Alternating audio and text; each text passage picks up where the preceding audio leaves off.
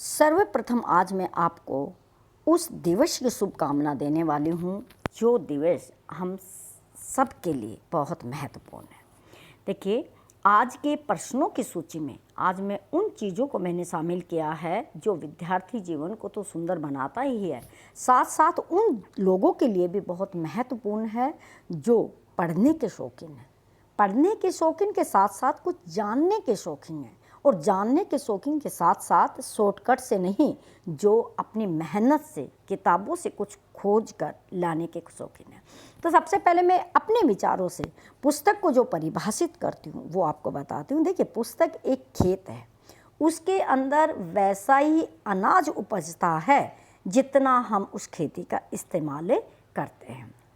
तो यहाँ पे विद्यार्थियों का अनाज उसका ज्ञान है, और वो ज्ञान किताब रूपी खेती से बच्चों को प्राप्त होता है। तो आज हमें पुस्तक दिवस पर कुछ उन प्रश्नों की सूची जो मैंने तैयार की है, उन प्रश्नों को देखेंगे कि किताबों का क्या महत्व है और कौन कौन से प्रश्न हैं जो आने वाले समय में आपकी परीक्षा के लिए कभी उपयोगी हो सकते हैं। चलिए शुरू करते हैं। पहला प्रश्न है, दुनिया में सबसे ज़्यादा पढ़ी जाने वाली पुस्तक कौन सी है? तो देखिए, वर्तमान समय में दुनिया में सबसे ज़्यादा पढ़ी जाने वाली पुस्तक है वो है बाइबल। आपको पता है कि बाइबल ईसाइयों का पवित्र ग्रंथ है और सबसे ज़्यादा पढ़ा जाता है। यहाँ तक कि होटलों में भी लोग जाते हैं, चर्च में भी जाते हैं, अन्य जगहों पर पढ़ने के लिए ईजिली उपलब्ध हो जाता है।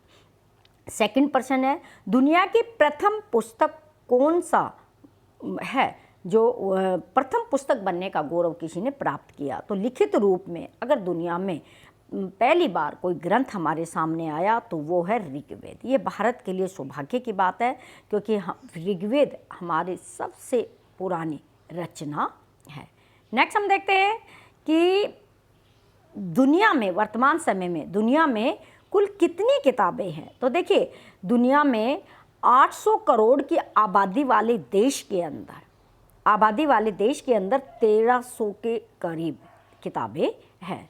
विश्व की सबसे महत्वपूर्ण पुस्तक कौन सी है? तो श्री भगवत गीता विश्व की सबसे महत्वपूर्ण पुस्तकों में मानी जाती है, क्योंकि अमेरिका की न्यू जर्सी यूनिवर्सिटी में गीता को अनिवार्य विषय के तौर पर पढ़ाया जाने लगा है। ये भारत के लिए बड़े गौरव की बात है कि इस पुस्तक को न्यू जर्सी में एक अनिवार्य विषय के रूप में विद्यार्थियों को पढ़ना होगा। भारत में कॉपीराइट कानून कब पारित किया गया था? तो देखिए, भारत में कॉपीराइट कानून 1957 में पारित किया गया था। भारत में कॉपीराइट दिवस कब मनाया जाता है? तो 23 अप्रैल यानी कि आज ही के दिन पुस्तक दिवस और कॉपीराइट दिवस दोनों एक साथ मनाए जाते हैं। विश्व पुस्तक दिवस कब मनाया जाता है? 23 अप्रैल को मनाया जाता है। अब हम देखते हैं कि कॉपीराइट है क्या, इसको भी जानना हमारे लिए ज़रूरी है। देखिए, कॉपीराइट है क्या? ये एक बुद्धिमत्ता से, आप अपनी चेतना से किसी चीज़ को पेटेंट करवा लेते हैं, किसी चीज़ पर अपना स्वामित्व तय कर लेते हैं और उसको रजिस्टर्ड करवा लेते हैं। तो मूल साहित्य हो सकता है, मूल संगीत की रचना या धुन हो सकती है, नाटक हो सकता है, आपकी कोई भी कलात्मक या फिर वैज्ञानिक शोध, कुछ भी चीज़ हो सकती है। उस पर एक व्यक्ति या एक समूह का स्थायित्व जब क्या कर दिया जाता है, निर्धारित या सुरक्षित कर दिया जाता है, तो उसको कॉपीराइट कहा जाता है।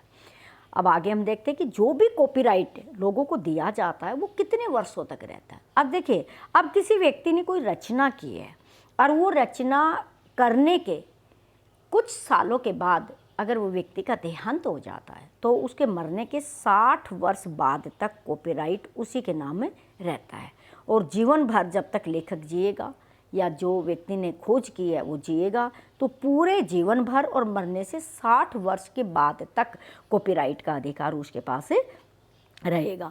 अगर मान लीजिए एक शोध कार्य में, एक किताब को लिखने में कई लोग लगे रहे हैं, तो 60 साल कैसे माने जाएंगे? तो जो उनमें सबसे छोटी एज का लेखक या खोजकर्ता होगा, उसकी उम्र जब 60 साल होगी तब तक वो कॉपीराइट क्या रहेगा, बना रहेगा। नेक्स्ट और अंतिम प्रश्न है, विश्व की कौन सी संस्था ने पुस्तक दिवस मनाने की पहल की थी? तो देखिए, संयुक्त राष्ट्र संघ की संस्था एजेंसी यूनेस्को है। यूनेस्को का पूरा नाम है United National Education Scientific Culture Organisation. तो इन्होंने पुस्तकों को सुरक्षित रखने के लिए ये पहल की और आज पूरे विश्व में पुस्तक दिवस इन्हीं की बदौलत मनाया जा रहा है। आप लोगों के प्रश्न समझ में आ गए होंगे। आपने वीडियो को देखा, आपका बहुत बहुत धन्यवाद। आप वीडियो को लाइक कीजिएगा, शेयर कीजिएगा और चैनल पर नए हैं सब्सक्राइब कर लीजिएगा, ताकि इसी तरह की प्रतिदिन जो कुछ नया हो रहा है उसके बारे में मैं आपको अवगत करा सकूं। Thanks for watching.